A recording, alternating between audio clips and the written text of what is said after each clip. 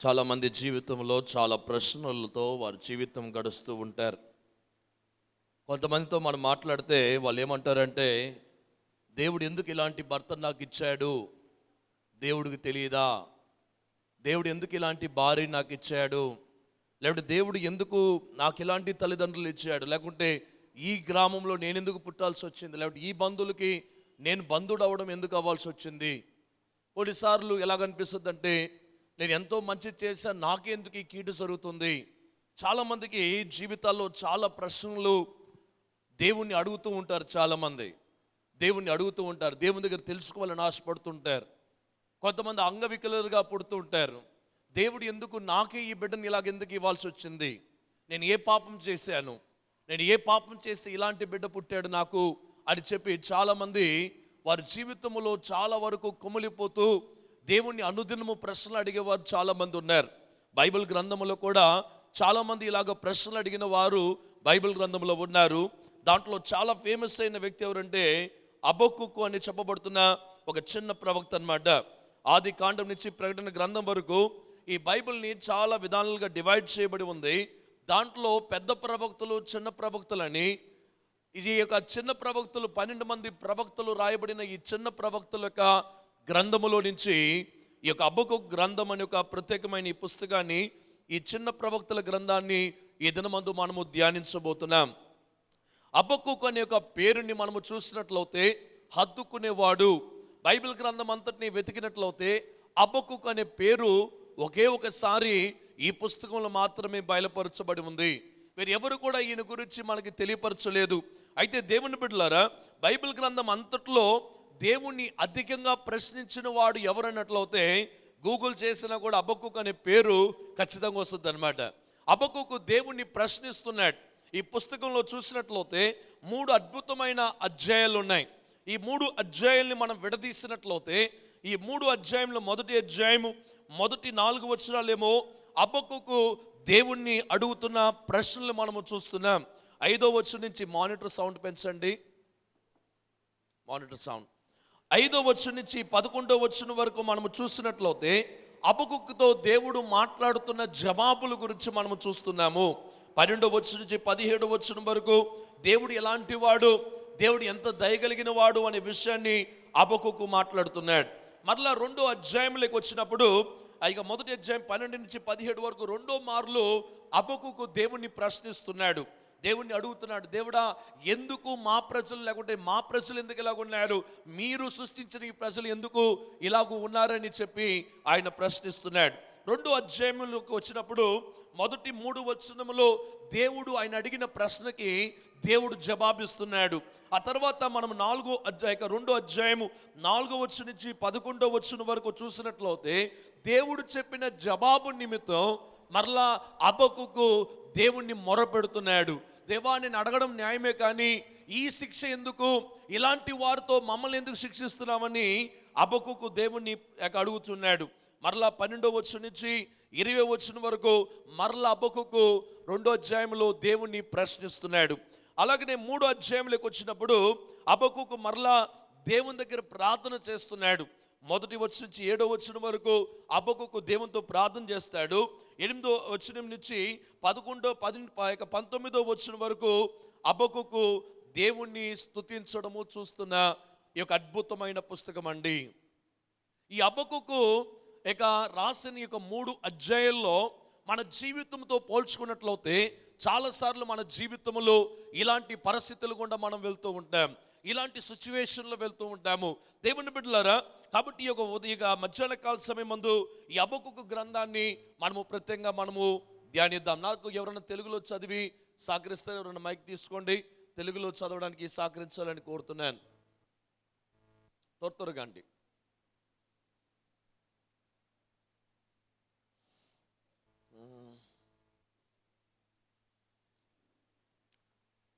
హబక్కూకు గ్రంథము మొదటి అధ్యాయము మొదటి 4 వచనాలు మనం చదివిందాం. హబక్కూకు గ్రంథము మొదటి అధ్యాయము 4 వచనాలు.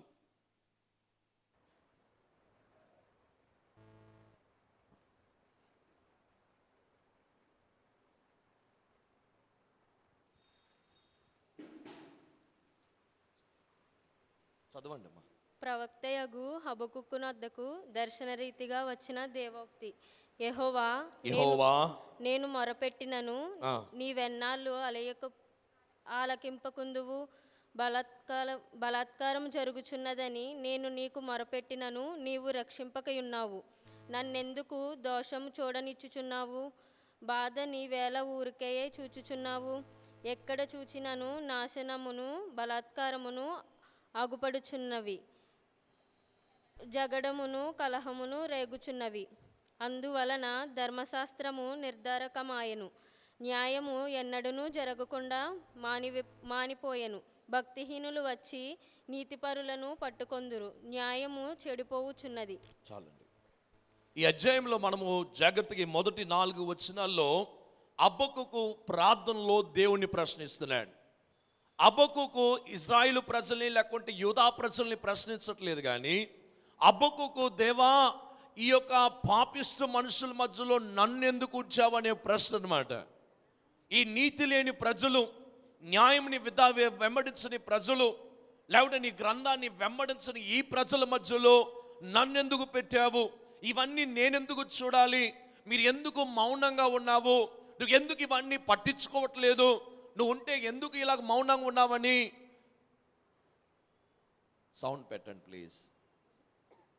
నువ్వు నాకు సహాయం చేయకపోతే నేను ఈ పని నేను చేయలేను అని చెప్పి హబక్కూకు దేవుణ్ణి మొరపెడుతున్నాడు. దేవుని బిడ్డలారా, కాబట్టి ఈ యొక్క సమయంలో మనం ప్రత్యేకంగా మనము చూసినట్లయితే ఈ యూదా జనము, యూదా అన్నప్పుడు ఇప్పటికీ ఈ యొక్క దేశము, ఇజ్రాయిల్ దేశం రెండుగా విడదీయబడింది. ఒకవైపు ఇజ్రాయిల్ జనం ఉన్నారు, ఇంకొక వైపు యూదా దేశం ఉందన్నమాట. ఈ 2 దేశాలుగా విడదీయబడింది. కాబట్టి హబక్కూకు మాట్లాడేది యూదా దేశము గురించి మాట్లాడుతున్నాడు. యూదా దేశ ప్రజలు జీవం కలిగిన దేవుణ్ణి ఎరిగిన ప్రజలు, జీవం కలిగిన దేవుణ్ణి వెంబడిస్తున్న ఈ ప్రజలు. వీరే వారి యొక్క జీవితాలు చూసినట్లయితే 3 విధానాలుగా వారి జీవితం పాడైనట్టుగా దేవునితో హబక్కూకు ప్రశ్న అడుగుతున్నాడు. మొట్టమొదటిది ఏంటంటే, దేవా నీ యొక్క ఆజ్ఞలని ఈ జనము మర్చిపోయారు. నీ ఆజ్ఞలు మర్చిపోయారు. నీ వాక్యముని మర్చిపోయిన ప్రజల మధ్యలో నన్ను ఎందుకు పెట్టావో దేవా?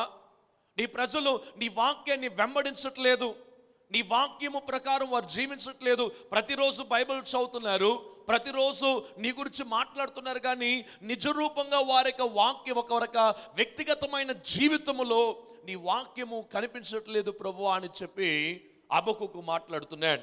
రెండోది, హబక్కూకు ఏమంటున్నాడంటే, దేవా ఎందుకు ఈ యొక్క బలాత్కారము, ఎందుకు దేవా ఇలాంటి భయంకరమైన అసహించే పనులు ఈ ప్రజలు చేస్తుండగా ఇవన్నీ నేనెందుకు చూడాల్సి వస్తుంది ప్రభువా అని చెప్పి దేవుణ్ణి మాట్లాడుతున్నాడు.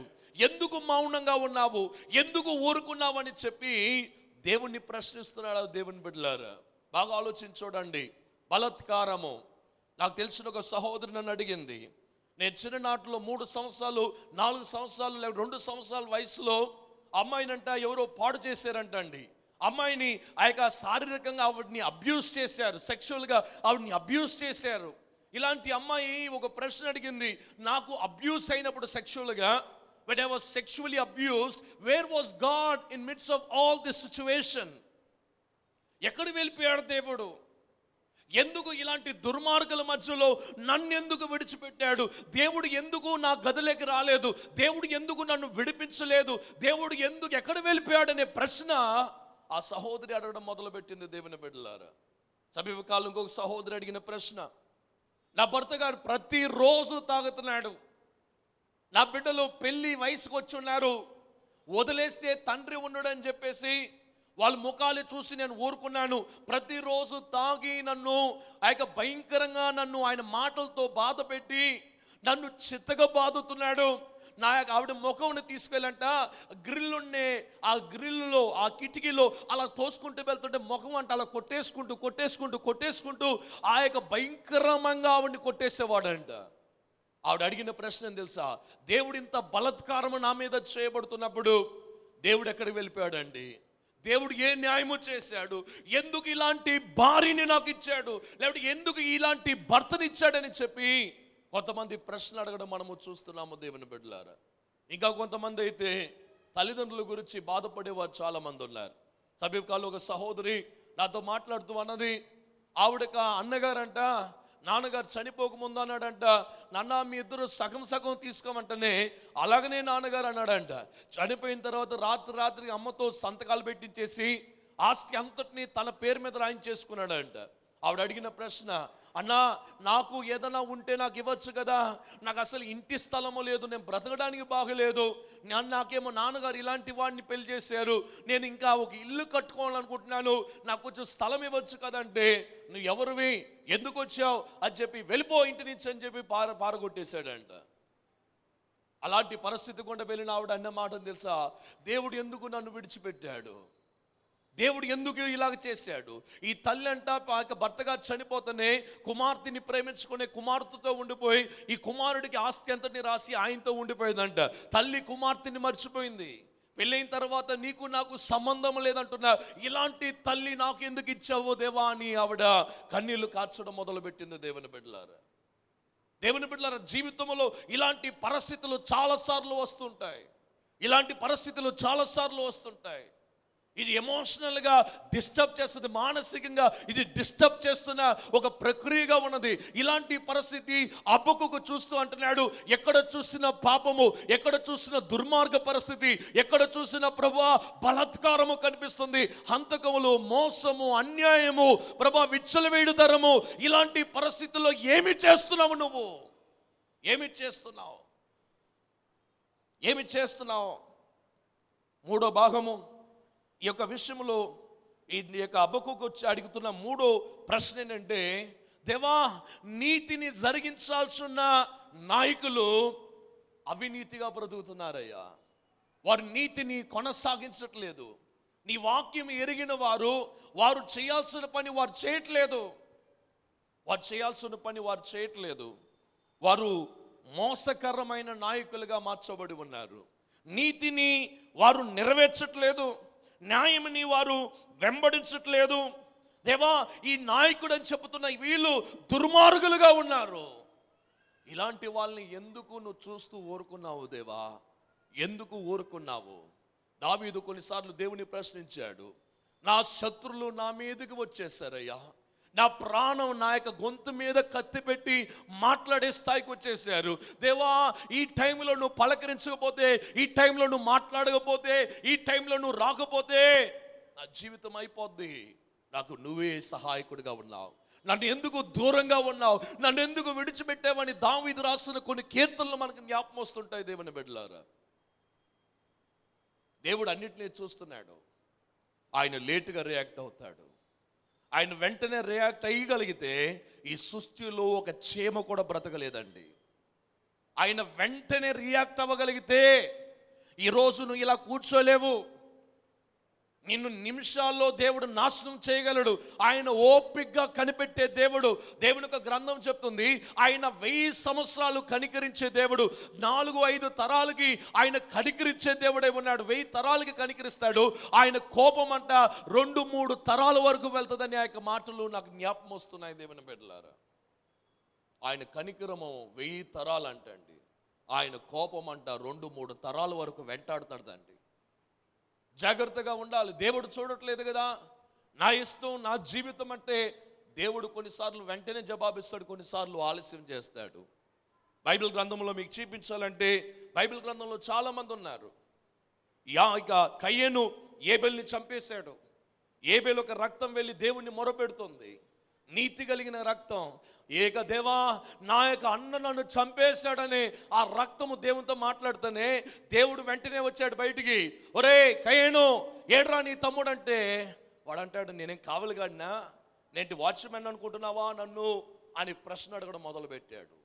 దేవుడు వాడిని ఒక మనుషులాగా ట్రీట్ చేయలేదు. దేవుడు వాడిని వెంటనే వాడిని శపించాడు, వాడికి దండనిచ్చి ఆ ప్రాంతం నుంచి వాడిని తొలగింప చేశాడండి.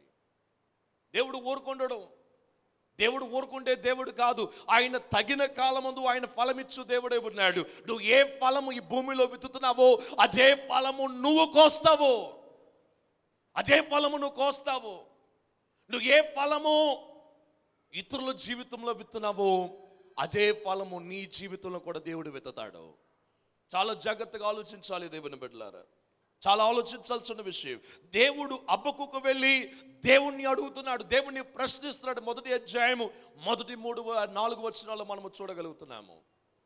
చూడండి, ఇశ్రాయేలు ప్రజలు ఐగుప్తు దేశముకి కరువు కాలంలో నడిపించబడ్డారు. యోసేపు ప్రధానమంత్రిగా ఉన్నాడు.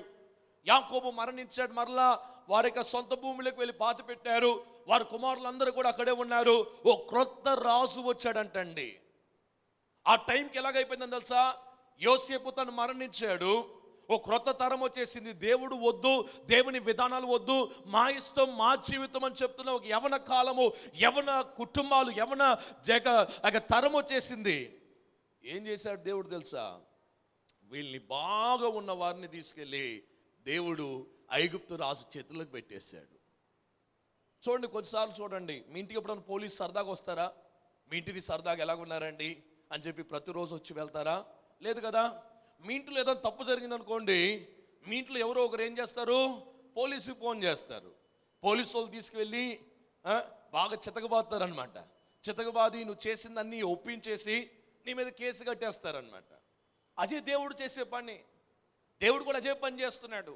నువ్వు తప్పు చేస్తుంటే ఊరకనే ఉన్నాడు, చూస్తూనే ఉన్నాడు, నేను గద్దిస్తున్నాడు, మారురా అని చెప్తున్నాడు. నువ్వు మారకపోతే మంచిది కాదురా అని చెప్తున్నాడు. అయినా నా ఇష్టం, నా జీవితం, నేను ఇలాగనే ఉంటానంటేనే వెంటనే పోలీసులు ఎంటర్ అవుతారనమాట స్క్రీన్లోకి. ఆ తర్వాత కోర్టు ఎంటర్ అవుద్ది. ఆ తర్వాత న్యాయం ఎంటర్ అవుద్ది. జడ్జి గారు, కోర్టు ఎంటర్ అవుతుంది. దేవుని బిడ్డలారా, దేవుని గ్రంథం కూడా అలాగనే ఉంది. ఏంటంటే ఇశ్రాయేలు ప్రజలు దేవుని మర్చిపోయినప్పుడు దేవుడు ఏం చేసేది తెలుసా? ఆయన కన్నా, ఆ దేశం కన్నా పనికి మాలిన ఇంకొక దేశంని తీసుకొచ్చి వాళ్ళని బలవంతులుగా చేసి వీరిని వంగబెట్టి వారి జీవితాలు సరిచేయడానికి దేవుడు ఆయన విధానాలు పాటిస్తున్నాడు. దేవుని బిడ్డలారా, అలాగనే 420 సంవత్సరాలు ఇశ్రాయేలు ప్రజలు ఫరో రాజు దగ్గరికి ఉన్నప్పుడు బానిసలుగా ఉన్నప్పుడు, ఈ 420 సంవత్సరాలు దగ్గర పడినప్పుడు వారు ఏడవడం మొదలు పెట్టారంట.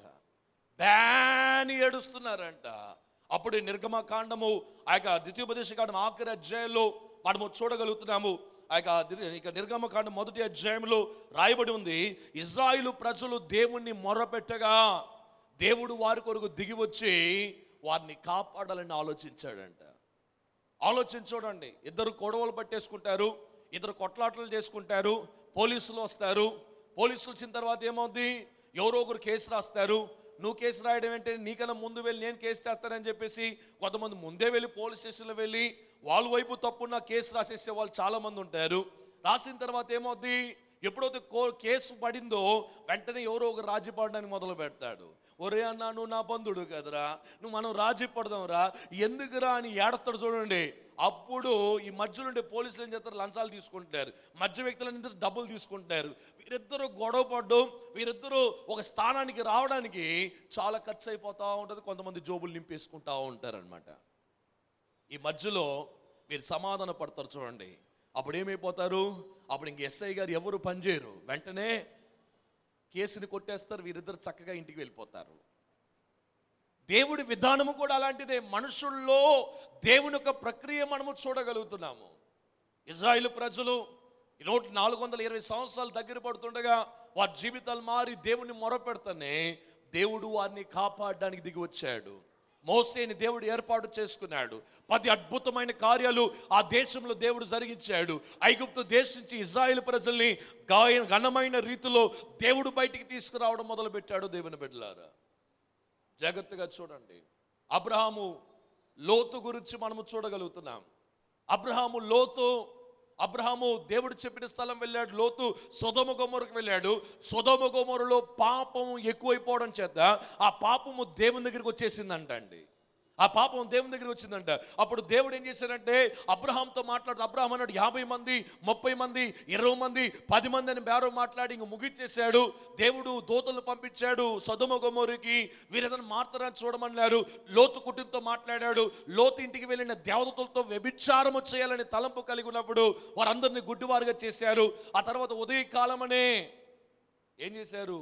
మీరు కొండలకు వైపు పరిగెట్టాలి, తిరిగి చూడకూడదు. తిరిగి చూస్తే ఏమైపోతారు? మీరు ఉప్పు స్తంభంగా మారిపోతారు. పరిగెట్టడం మొదలు పెట్టారు. ఈ మధ్యలో లోతు గారి భార్యకి సొదొమ గొమొర మీద ప్రేమ పడింది. వెంటనే తిరిగి చూసింది, బొమ్మలాగా అలాగే నిలబడిపోయింది అనమాట. దేవుని బిడ్డలారా, లోతు తన కుమార్తెలతో కొండల పాలైపోయాడు. ఆలోచించి చూడండి, దేవుడు ఆ సొదొమ గొమొరని అగ్నితో నాశనం చేశాడు. నోవాహుకు వచ్చారనుకోండి, దేవుడు 120 సంవత్సరాలు కనిపెట్టాడు నోవాహుతో. 120 years God patiently, graciously waited for the people to repent. And that's the reason why even though the ark was built in the early days, but still God was waiting for everyone to repent. That's why he was waiting for 120 years. 120 సంవత్సరాలు దేవుడు కనిపెట్టాడు.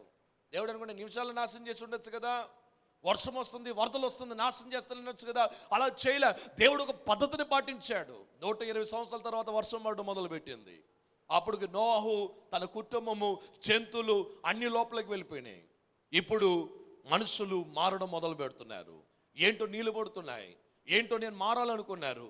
అప్పటికి ద్వారము మొయ్యబడింది దేవుని బిడ్డలారా. కాబట్టి అక్కడున్న మనుషులందరూ చనిపోయారు. దేవుణ్ణి నమ్ముకున్న నోవాహు కుటుంబము కాపాడబడింది. ఇలాంటి ఉదాహరణలు మీరు బైబిల్ గ్రంథంలో చాలా ఇవ్వగలనండి. చూడండి, ఆహాబు రాజు మొదటి రాజు గ్రంథము 17వ అధ్యాయంలోకి వచ్చినప్పుడు దేవునికి విరోధంగా పనిచేస్తున్నాడు. ఎలియా వచ్చి వర్షం రాదంటాడు. 3.5 సంవత్సరం వర్షం రాలేదు. దేవుడు కొన్నిసార్లు శిక్షిస్తుంటాడు. దేవుడు చూస్తూ ఊరుకుండే దేవుడు కాదు. కొన్నిసార్లు ఆయన ఆలోచిస్తాడు, నా భర్త తాగుతున్నాడు, దేవా వీడెందుకు నాకు ఇచ్చావు అని నువ్వు ప్రార్థన చేసినప్పుడు కొన్నిసార్లు చచ్చిపోతే బాగున్నాను కదా, వెంటనే హార్ట్ అటాక్ వచ్చి చచ్చిపోతే ఏమవ్వాలి? దేవుడు నీ గురించి ఆలోచిస్తున్నాడు, నీ బిడ్డల గురించి ఆలోచిస్తున్నాడు. మనోడు చచ్చిపోతే నువ్వు విధురాలైపోతావు, నీ పిల్లలకి తండ్రి ఉండడు, ఈ దుర్మార్గుని ఎలాగైనా మార్చాలని చెప్పి దేవుడు ఇంకనూ కనిపెడుతున్నాడు. దేవుని బిడ్డలారా, దేవుడు ఆ వ్యక్తిని ఇంకా మార్చాలని ప్రయత్నం చేస్తున్నాడు. ఆయన ఓపిక గురించి మనము అభినందనలు తెలియపరచాలి దేవుని బిడ్డలారా. కాబట్టి ఈ మొదటి 4 వచనాల్లో మొట్టమొదటిగా ఈ ప్రజలు దేవుని వాక్యాన్ని మర్చిపోయారు. రెండోది వైలెన్స్ అండ్ ఇంజస్టిస్ ఎక్కువైపోయింది. అవినీతి లేకుంటే బలాత్కారము, దేవునికి విరోధమైన పనులు మొదలుపెట్టారు. మూడోది, ఈ ప్రజలు నాయకత్వం ఎలాగుందంటే కరప్టెడ్ నాయకత్వము కలిగిన ప్రజల గురించి హబక్కూకు దేవుణ్ణి అడుగుతున్నాడు. దేవుడు వెంటనే జవాబిచ్చాడు. 5వ వచనం నుంచి 11వ వచనం వరకు మనం చదివిందామండి. 5వ వచనం నుంచి 11వ వచనం వరకు, హబక్కూకు మొదటి అధ్యాయము 5 నుంచి 11వ వచనం వరకు. అన్యజనులలో జరుగునది చూడుడి, ఆలోచించుడి, కేవలము విస్మయనొందుడి. మీ దినములలో నేను ఒక కార్యము జరిగింతును, అలాగు జరుగునని ఒకడు మీకు తెలిసినను మీరు అతని నమ్మకయుందురు. ఆలకించుడి, తమవి కాని ఉనికి పట్టలను ఆక్రమించవలనని బూది గంతముల వరకు సంచరించి ఉద్రేకము గల క్రూరులకు కల్దీలను నేను రేపుచున్నాను. వారు ఘోరమైన భీకర జనముగా ఉన్నారు. వారి ప్రభుత్వమును విధులను తమ ఇచ్చ వచ్చినట్లు ఏర్పరచుకొందురు. వారి గుర్రములు చిరుతపులుల కంటే వేగముగా పరుగులెత్తును. రాత్రి యందు తిరుగులాడు తోడేళ్ల కంటే అవి చురుకైనవి. వారి రౌతులు దూరం నుండి వచ్చి తటాలను చొరబడుదురు. ఎరను పట్టుకొనుటకే పక్షిరాజు వడిగా వచ్చినట్లు వారు పరుగులెత్తి వత్తురు. వెనుక చూడకుండా బలాత్కారము చేటకే వారు వత్తురు. ఇసుక రేణువులంత విస్తారముగా వారి జనులను చెరపట్టుకొందురు. రాజులను అపహాస్యము చేతురు, అధిపతులను హేళన చేతురు. ప్రాకారము గల దుర్గములన్నిటినీ తృణీకరింతురు. మంటి దెబ్బవేసి వాటిని పట్టుకొందురు. తమ బలమునే తమకు దేవతగా భావింతురు. గాలి కొట్టుకొని పోవునట్లు వారు కొట్టుకొని పోవచ్చు అపరాధులగుదురు. ఇక్కడ చూడండి, దేవుడు జవాబిస్తున్నాడు. హబక్కూకు అడిగిన ప్రశ్నలకి దేవుడు జవాబిస్తున్నాడు. ఏం చేస్తున్నాడంటే, అలాగైతే ఒక పని చేద్దాం బాబు, ఒకసారి ఆగని చెప్పి కల్దీయుల్ని వీళ్ళని సిద్ధపరుస్తున్నాడు దేవుడు. ఈ కల్దీయులు అనే ప్రజల గురించి మనం చూసినట్లు 700 యేసు ప్రభువుకు ముందు, పూర్వము 700 సంవత్సరాలకు ముందు ఈ కల్దీయులు ఉండేవారు అనమాట. ఈ కల్దీయులు ఏం చేశారంటే, వీళ్ళకి అలాంటి ఘోరమైన వ్యక్తులు అనమాట. చాలా అసహించే పనులు చేసేవారు వీళ్ళు. దేవుడు ఏం చేశాడు తెలుసా? ఈ కల్దీయులకి దేవుడు బలం ఇచ్చాడు అనమాట. దేవుడు అధికారం ఇచ్చాడు. ఏంటి అధికారం అంటే, ఈ కల్దీయులు అని చెప్పబడుతున్న వీరు ఈ యొక్క యూదా దేశం మీదకి యుద్ధానికి రావాలని చెప్పి. ఈ కల్దీలైన వారు ఎలాగొస్తారంటే తెలుసా? వాళ్ళు గుర్రాలు ఎలాగుంటాయంటే తెలుసా? చిరతపులిలాగా పరిగెడుతున్నాయంట. రాత్రి కాలమందు నక్కల వలె వారు వేగంగా వారు పాకెదారంట. ఎలాగో ఒక పక్షిరాజు ఒక ప్రాంతాన్ని లేకుంటే కోడిని ఎలా పట్టుకొని వెళ్ళిపోద్దో అలాగ పక్షిరాజు వలె వాళ్ళ మీద పడిపోతున్నట్టుగా మనము చూస్తున్నాము. ఇంకా బైబిల్ గ్రంథంలో చూసినట్లయితే వారు ఒక సుడిగాలి వచ్చినట్టుగా అక్కడుండే ప్రజలందరినీ నేను తీసుకెళ్ళబోతున్నానని చెప్పి దేవుడు హబక్కూకుతో మాట్లాడుతున్నాడు. ఇంట్లో అనగని వాడు దేవుడు వీధిలో అనగొడతాడంట. ఇంటిలో లోబడిన వాడు దేవుడు ఏం చేస్తాడు తెలుసా? వాడి పాఠం వీధిలో నేర్పిస్తాడు. ఇంటిలో లోబడిన వాడికి అలాంటి పనులు దేవుడు నేర్పిస్తాడు. దేవుని బిడ్డలారా, కాబట్టి బాగా ఆలోచన చూడండి.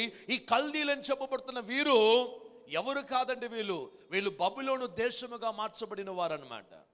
ప్రారంభ కాలంలో అడ్రస్ లేని వారు, ఈ కల్దీలైన వారు బబులోను దేశముగా మారారు. దీనికి రాజు నెబుకద్నెజరు రాజు. ఈ యొక్క నెరవేర్పే దానియేలు గ్రంథం అన్నమాట అండి. దీన్ని నెరవేర్పే, ఈ మాటలు ఒక నెరవేర్పే దానియేలు గ్రంథం అనే ఒక గ్రంథము బైబిల్ గ్రంథంలో రాయించబడింది. దేవుని బిడ్డలారా, మీరు దానియేలు గ్రంథం మొదటి అధ్యాయంలోకి వచ్చినప్పుడు యూదా దేశం మీదకి ఎలాగ యుద్ధానికి వెళ్ళారు, అక్కడున్న వాటన్నిటినీ స్వాధీనం చేసుకున్నారు. రాజుల్ని, మంత్రుల్ని అందరినీ స్వాధీనం చేసుకున్నారు. జ్ఞానం కలిగిన వారిని తీసుకున్నారు. దేవుని యొక్క మందులున్న బంగారపు వస్తువులు తెచ్చేసుకున్నారు. దాంట్లో షడ్రక్, మేషక్, అబేద్నెగో, దానియేలు లాంటి వారిని కూడా వారు తీసుకొచ్చేసుకున్నారనమాట.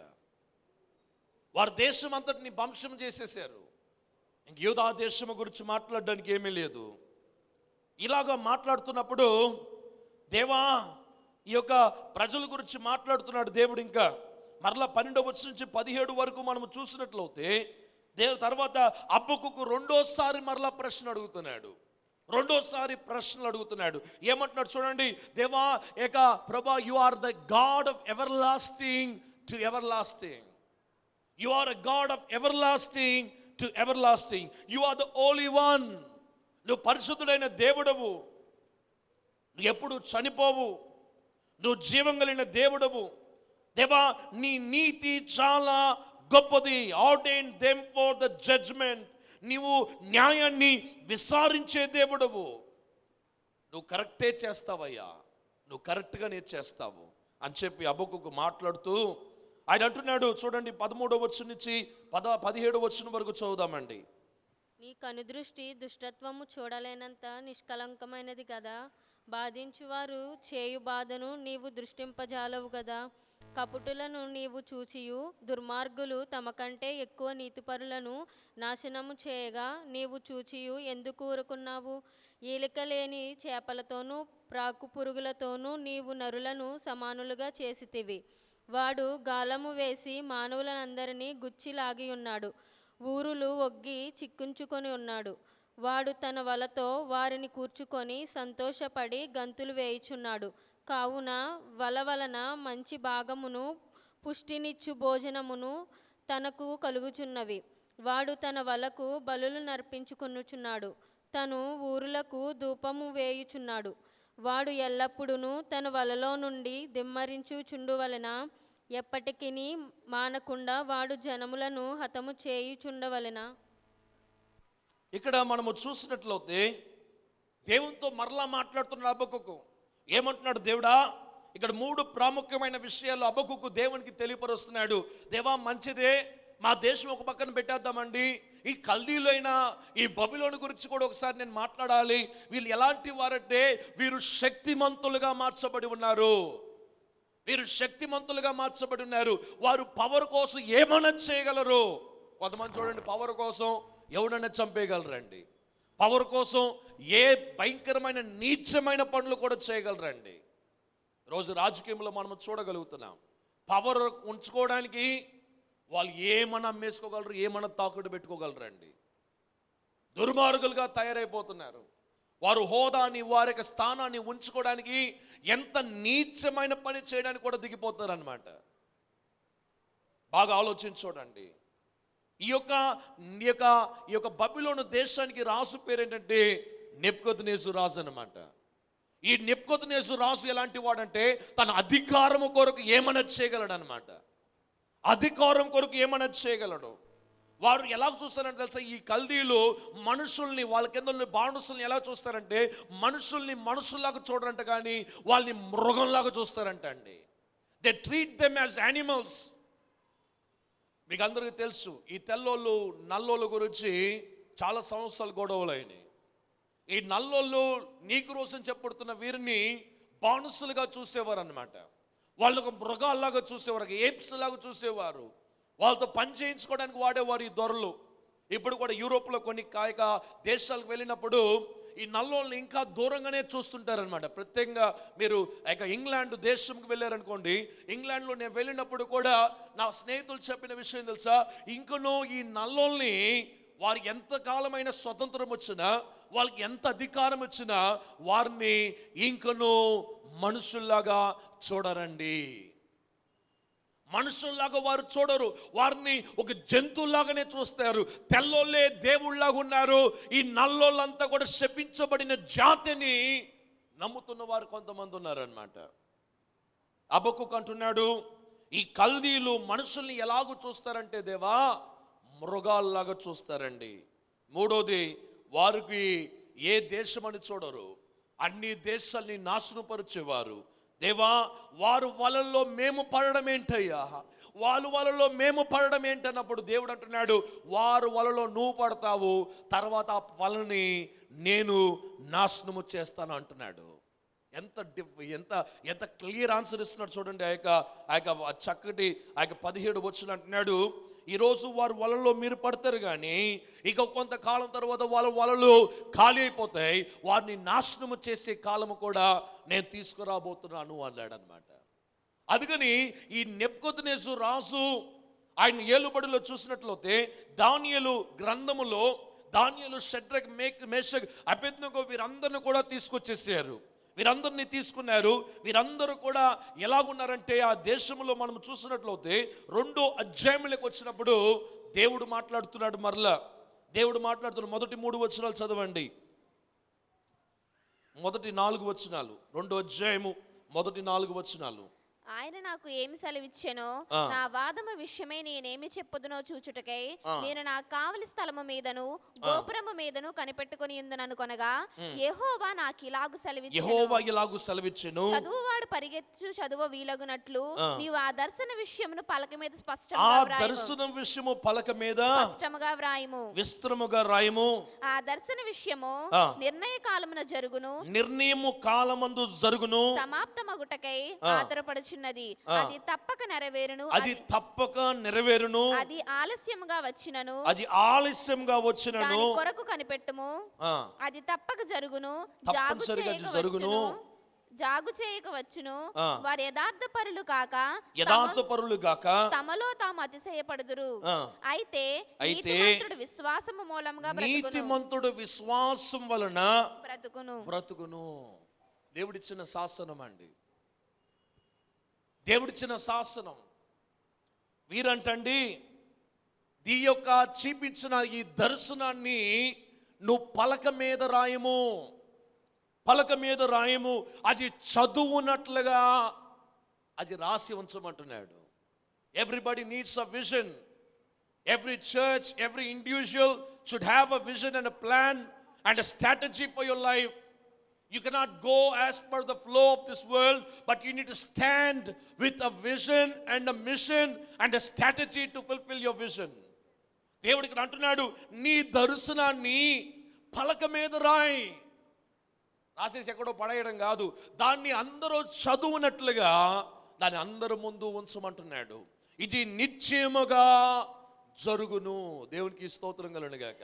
ఆలస్యమైనను జరుగును అంటున్నాడు. ఏంటి అన్నప్పుడు ఆ తర్వాత మనము చూసి 4వ వచనం అంటున్నాడు, నీతిమంతుడు విశ్వాసం వలన బ్రతుకును. బైబిల్ గ్రంథంలో క్రొత్త నిబంధనలోకి వస్తే గలతీ పత్రిక, రోమా పత్రిక, హెబ్రీ పత్రిక, ఈ 3 కూడా విశ్వాసం వలన ఒక వ్యక్తి బ్రతకాలని చెప్పి హబక్కూకులాగా రాయబడిన ఈ 3 పుస్తకాలు క్రొత్త నిబంధనలో మనము చూస్తున్నాము దేవుని బిడ్డలారా. కాబట్టి ఇక్కడ మనం చూసినట్లయితే ఈ బబులోను దేశముకి దేవుడు అప్పచెప్తున్నాడు. 5వ వచనం నుంచి 11వ వచనం వరకు మనము చదివినట్లయితే దేవుడు ఈ బబులోను దేశముకి వీరందరినీ తీసుకొస్తున్నాడు. ఈ బబులోను దేశం ఎలాంటిదంటే, ఈ దేశముని దేవుడు ఏం చేస్తాడంటే తెలుసా, వీళ్ళందరినీ తీసుకొచ్చి ఒక పాఠము నేను నేర్పిస్తానంటున్నాడు. చూడండి, చదివే వయసులో చదువురండి. ఎగ్జామ్కి ప్రిపేర్ అయ్యే టైంలో సెల్ ఫోన్లు, వాట్సాప్లు, పార్టీలు, సినిమాలు, చికార్లు ఉంటారండి. వాళ్ళకి దేవుడు పాఠం నేర్పిస్తాడు. ఎప్పుడు నేర్పిస్తాడు తెలుసా? అంత అయిపోయిన తర్వాత పాఠం నేర్పిస్తాడు. చాలామందికి దేవుడు అవకాశాలు ఇస్తాడు, అవకాశం నువ్వు వాడుకోపోయావనుకో, అవకాశం దేవుడు ఇచ్చినప్పుడు వాడుకోపోయావనుకో, అంత అయిపోయిన తర్వాత దేవుడు ఒక పాఠం నేర్పిస్తాడండి. నేర్చుకునే టైం కూడా ఒకసారి వస్తుంది, నేర్చుకోకుండా వాడు కూడా నేర్చుకునేలాంటి టైం వస్తుంది. కాబట్టి you need to prepare your self well. You cannot waste your time. In every season you need to be a fruitful person. అన్ని కాలాల్లో నువ్వు ఫలించే వ్యక్తిగా ఉండాలి దేవుని బిడ్డలారా. దేవుడు మాట్లాడుతూ అంటున్నాడు, ఈ యొక్క ప్రజల ముందు నేను మిమ్మల్ని ఇలా తీసుకెళ్ళబోతున్నాను, ఇది తప్పనిసరిగా జరుగుతుంది అన్నప్పుడు మరలా 4వ వచనం నుంచి 2వ అధ్యాయం 4వ వచనం 11వ వచనం వరకు చదివితే ఈ యొక్క హబక్కూకు దేవుణ్ణి మొర పెడుతున్నాడు. ఏమంటున్నాడు తెలుసా? ప్రశ్నిస్తున్నాడు, దేవుడా, ఈ యూదా ప్రజలు ఒకవైపు అయితే ఈ బబులోను దేశ ప్రజలు భయంకరమైన ఘోరమైన వ్యక్తులు ప్రభువా. వారు మనుషుల్ని మాత్రం కాదు, వారందరినీ తక్కువగా చూసేవారు, వారి రాజ్యము మంచిది కాదు, వారిని నీతిని వెంబడించేవారు కాదు, వారు నీకు న్యాయముని ఇచ్చే ప్రజలు కాదు, వాళ్ళ చేతికి ఎందుకు మమ్మల్ని అప్పగిస్తున్నామన్నట్టుగా దేవుణ్ణి ప్రశ్నిస్తున్నాడు హబక్కూకు దేవుని బిడ్డలారా. ఇప్పుడు దేవుడు మాట్లాడుతున్నాడు. ఇక్కడ హబక్కూకు మాట్లాడుతూ ఇంకా అంటున్నాడు, ఈ యొక్క బబిలోను దేశంలో ఉండే 4 ప్రాముఖ్యమైన విషయాల గురించి హబక్కూకు ప్రశ్నిస్తున్నాడు. మొట్టమొదటిది ఏంటంటే, they have an unjust economy. ఈ కల్దీలైన బబిలోనుకి వారు దారుణంగా దుర్మార్గమైన విధానములో వాళ్ళు డబ్బుని సంపాదిస్తారు. ఎలా సంపాదిస్తారు తెలుసా? తాగుడమ్మి డబ్బుని సంపాదిస్తాడు. తాగిన వాడితో ఆస్తులు రాయించేసుకొని దోచుకునేవారు వీళ్ళు. అమ్మాయిల్ని వ్యభిచారం కొరకు వాడి డబ్బు సంపాదించేవారు, అమ్మాయిల్ని అమ్మేసేవారు వీళ్ళు మా మీదకి ఎందుకు పంపిస్తున్నావయ్యా? రెండోది, వీరు ఎలాంటి వారంటే, దేవా, వీళ్ళు బానిసత్వములో టాలెంట్ కలిగిన వారు. బానిసలుగా వాళ్ళ చేతిలో పడితే మమ్మల్ని కాకులు పొడుస్తున్నట్టుగా పొడి చేస్తారని చెప్పి హబక్కూకు దేవునితో మాట్లాడుతున్నాడు. మూడోది, హబక్కూకు ఏమంటున్నాడు తెలుసా? They are irresponsible leaders. ఈ నాయకులు ఎలాంటివంటే భయంకరమైన దుర్మార్గమైన నాయకులే ఉన్నారు. వారిని మాకు ఏం న్యాయం చేయరండి వారు. They are the irresponsible leaders. 4వది అంటున్నాడు, వీరు ప్రభువా విగ్రహారాధికులయ్యా. వీరు నిన్ను ఆరాధించే ప్రజలు కాదు, వీరు నీతిని అనుసరించేవారు కాదు. ఇలాంటి వారితో ఎందుకు మనకి అని చెప్పి 12వ వచనం నుంచి 20వ వచనం వరకు 2 అధ్యాయంలో హబక్కూకు మాట్లాడుతున్న విధానం మనము చూస్తున్నాము దేవుని బిడ్డలారా. హబక్కూకు మాట్లాడుతున్నాడు. 3వ అధ్యాయంలోకి వచ్చినప్పుడు హబక్కూకు మరలా దేవుని దగ్గర కనికరము గురించి ప్రార్థన చేస్తున్నాడు. ఈ మధ్యలో ఏమైంది తెలుసా? దేవుడు హబక్కూకు ప్రార్థన చేస్తున్నాడు. ఏమని ప్రార్థన చేస్తున్నాడు? దేవా, ఈ యొక్క కల్దీలైన వారు అధికారం కొరకు ఏమైనా చేస్తారు, వారే దేవుడిని ప్రకటించుకుంటారు. అలాగే నెబుకద్నెజరు రాజు ఒక ప్రతిమను పెట్టి అందరూ ఆరాధించమన్నారు. షడ్రక్, మేషక్, అబేద్నెగో ఆరాధించలేదు. వాళ్ళు అగ్నిగుండంలో వేశాడు, దేవుడు కాపాడాడు. రెండోసారి రాజుగారిని 30 రోజులు దేవుడు చేశారు. దేవుడు ఏం చేశాడు? ఆయన కాపాడాడు. సింహ బోన్ల నుంచి దానియేలుని దేవుడు కాపాడాడు. ఎవరైతే ఆయనకి విరోధంగా చట్టం పెట్టారో దేవుడు అలాంటి వ్యక్తులందరినీ కూడా దాంట్లో బోన్లకి, వాళ్ళకి సింహాలకి భోజనంగా మార్చబడ్డాడు. ఒక శత్రు దేశంలో కూడా నీతిమంతుడు విశ్వాసం వలన బ్రతకతాడనడానికి ఒక సాదృశ్యం ఏంటంటే దానియేలు, షడ్రకు, మేషకు, అబేద్నెగో అండి. యూదా దేశం నుంచి వచ్చిన మిగతా వాళ్ళందరూ కూడా పెద్ద శ్రద్ధ పెట్టలేదు. వీళ్ళు మాత్రం నీతిగా బ్రతకడం మొదలు పెట్టారు. నీతిగా బ్రతకడం ఈ కాలంలో చాలా కష్టమైంది. లోకమంతా పాపంతో నిండింది, లోకమంతా అక్రమంతో నిండింది. ఇలాంటి సమయంలో నేను నీతిగా బ్రతకడం ఎలాగా? హబక్కూకు దేవుణ్ణి మొరపెడుతున్నాడు.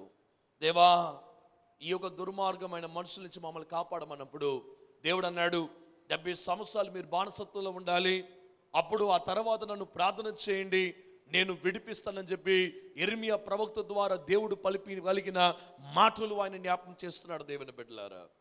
అప్పుడు దేవుడు మాట్లాడుతూ అన్నాడు, నేను మరలా మీకు కనిపించేదను, అప్పుడు ఏం చేస్తారంటే ఎర్ర సముద్రం నుంచి ఇశ్రాయేలు ప్రజల్ని ఎలాగో బయటికి తీసుకొచ్చాడో అలాగా ఈ కల్దీలు ఇక బబిలోను దేశం నుంచి నేను మిమ్మల్ని బయటికి తీసుకొస్తాను, మిమ్మల్ని రక్షిస్తాను, మిమ్మల్ని నేను విమోచిస్తాను అని చెప్పి దేవుడు మాట్లాడడం మొదలు పెడుతున్నాడు. అప్పుడు వెంటనే హబక్కూకు దేవుని స్తుతించడం మొదలు పెట్టాడు, దేవుని మహిమపరచడం మొదలు పెట్టాడు. 3వ అధ్యాయం 8వ వచనం నుంచి 19వ వచనం ఆఖరి వచనం వరకు దేవుని స్తుతిస్తున్నాడు. హబక్కూకు దేవుని స్తుతిస్తున్నాడు, దేవానికి స్తోత్రం అని చెప్తున్నాడు, దేవానికి వందనాలని చెప్తున్నాడు.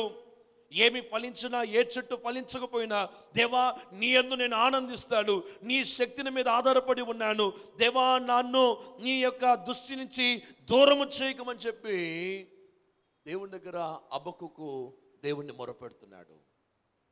దేవుని బిడ్డలారా, ఈరోజు అనేక ప్రశ్నలతో కూర్చున్న నీ కూడా దేవుడు చెప్పే మాట ఇది.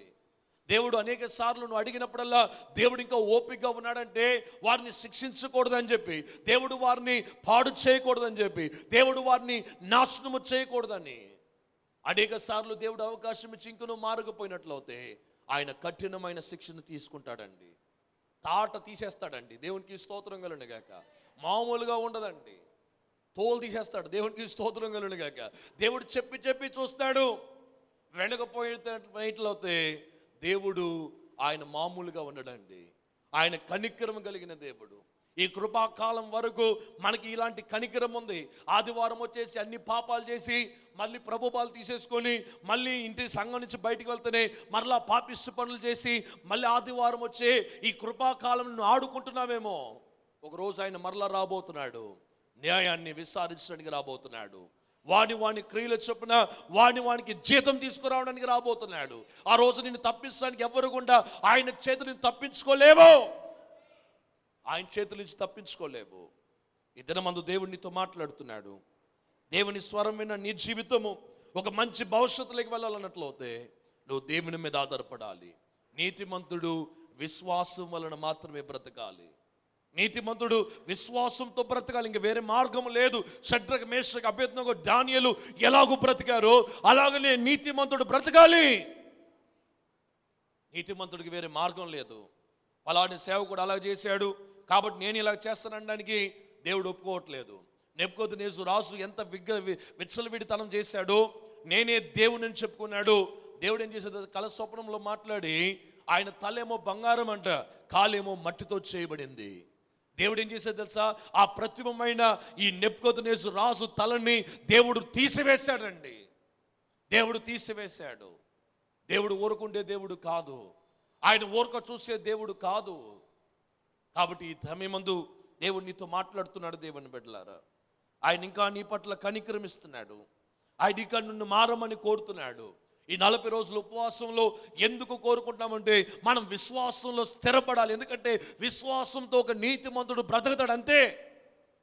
అప్పుడే ఎప్పుడైతే నువ్వు విశ్వాసంలో బ్రతుకుతావో దానియేలు లాంటి సూచక్రియలను చూడగలవు, దానియేలు లాంటి కార్యాలు నీ జీవితంలో చూడగలవు. దేవుని బిడ్డలారా, దానియేలు లాంటి కార్యాలు నువ్వు చూడగలవు. ఇక మధ్యాహ్న కాల సమయం మనం అందరం ఉన్న స్థలంలో ఒకసారి లెక్సలు పడదామండి. ఉన్న స్థలంలో మనం లెక్సలు పడదాం. ఒక 2 నిమిషాలు మీ హృదయాలు తెరిచి దేవుని మాట్లాడండి. ఎవరో ఎలాగనో చేస్తున్నారు, మీ అక్క లాగా చేస్తుంది, మీ అన్న లాగా చేస్తున్నాడు, దేవా ఎందుకు వారి మధ్యలో పెట్టావని ప్రశ్నించడం కాదు. దేవుడు అంటున్నాడు, నువ్వు నీతిగా బ్రతుకు, నువ్వు నీతిగా బ్రతికినట్లయితే అజయ్ నిన్ను కాపాడుతుందని దేవుడు నీతో మాట్లాడుతున్నాడు. ఇతరుల గురించి మర్చిపో. మీ ఆఫీస్లో ఎవరో లంచం తీసుకుంటున్నారనో, ఎవరో మోసగిస్తున్నారనో, అన్యాయం చేస్తున్నారు, వారి గురించి కాదు. ఈ లోకంలో నువ్వు నీతిగా బ్రతకాలి. చేప చుట్టూ ఉప్పు ఉంది, చేప చుట్టూ ఉప్పు నీళ్ళు ఉన్నాయి, చేపలో ఉప్పు ఉండదండి. దేవుడు అలాగే నేను ఎదురు చూస్తున్నాడు. ఈ పాపిష్టి లోకంలో నిన్ను దేవుడు కాపాడాలని ఆశపడుతున్నాడు, నేను నిలబెట్టాలని ఆశపడుతున్నాడు. ఈ 40 రోజులైన తర్వాత అద్భుతమైన బాప్టిజం ఆరాధన ఉంది. దేవుని కొరకు సిద్ధపడు, నీ జీవితాన్ని సిద్ధపరచుకో. మరలా ఇలాంటి అవకాశం రాదు. దేవుడు నీతో మాట్లాడుతున్నాడు. హబక్కూకు ఈ 3 అధ్యాయాల ద్వారా మనతో చక్కగా మాట్లాడాడు. ఒక సాధారణమైన మానవుడు దేవునితో మాట్లాడినట్లుగానే మాట్లాడాడు. దేవుడు కూడా మాట్లాడాడులే, బుడ్డాగాడు అడిగాడనేసి దేవుడు ఊరుకోండిలే.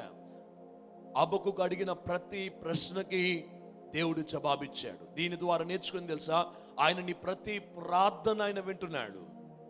ఆయన నీ ప్రతి ప్రార్థన వింటున్నాడు. నీ ప్రార్థన సరిగా చేయడం నేర్చుకో. దేవా, నా భర్తని చంపేయి, నా భార్యని చంపేయి, నా పిల్లల్ని చంపేయి, అలాంటి ప్రార్థనలు చేయొద్దు. అది నీ కుటుంబానికి నాశనం కలగజేస్తుంది. మార్చు మార్చు మార్చని ప్రార్థన చేయగాని చచ్చిపోవాలని ప్రార్థన చేయొద్దు. ఈరోజు దేవుడు నీతో మాట్లాడుతున్నాడు. ఆయన్ని నిలబెడతాడు, ఆయన కాపాడుతాడు. నీతిమంతుడు విశ్వాసం వలన మాత్రమే బ్రతుకుతాడు. ప్రార్థన చేసుకుందాం. తండ్రి, నీకు వందనాలు. హబక్కూకు ఈ గ్రంథము ద్వారా, ఈ చిన్న ప్రవక్త ద్వారా ఈరోజు మాలో ఉండే ప్రశ్నలకి మీరు ఇచ్చిన జవాబును బట్టి వందనాలు. ఈ బిడ్డలు ఈ వాక్యాన్ని విన్నవారు విన్నట్టుగా ఉండకున్నట్టుగా, వారు నీ కొరకు బ్రతుకున్నట్లుగా మీ సహాయం చేయండి. నీ మందిరంలో ఉన్న ప్రతి వారిని మీరు దీవించండి. ఎవరు అవినీతిగా, ఎవరు దుర్మార్గమైన పరిస్థితుల్లో బ్రతుకుతున్నారు, నేను కూడా అలాగనే ఉంటాను అనే విధానంలో నువ్వు ఉండొద్దని దేవుడు మాట్లాడావు. నీకు వందనాలు. ఎవరో ఏదో పాపం చేశారని చెప్పి వారితో ఏకం అవ్వద్దని నువ్వు మాట్లాడావయ్యా. నువ్వు నీతిమంతుడు గనుక, యథార్థవంతుడు గనుక నువ్వు నీతిమంతుడుగానే బ్రతకాలి. వారు చేశారని, వాళ్ళు ఇలాగ చేశారు, అలాగ చేశారు, నేను అలాగనే చేస్తానడానికి బైబిల్ గ్రంథం ఒప్పుకోవట్లేదు. నువ్వు అతను మాట్లాడావు. నీకు వందనాలు. నీ ప్రేమామూర్తివి. ఇంక నువ్వు మాలో ప్రేమని దయచేయమని, మమ్మల్ని ఇంక నువ్వు మార్చమని, నీ రూపంలోకి మమ్మల్ని మార్చి నడిపించమని యేసు నామమున ప్రార్థించి వేడుకుంటున్నాము తండ్రి. ఆమేన్.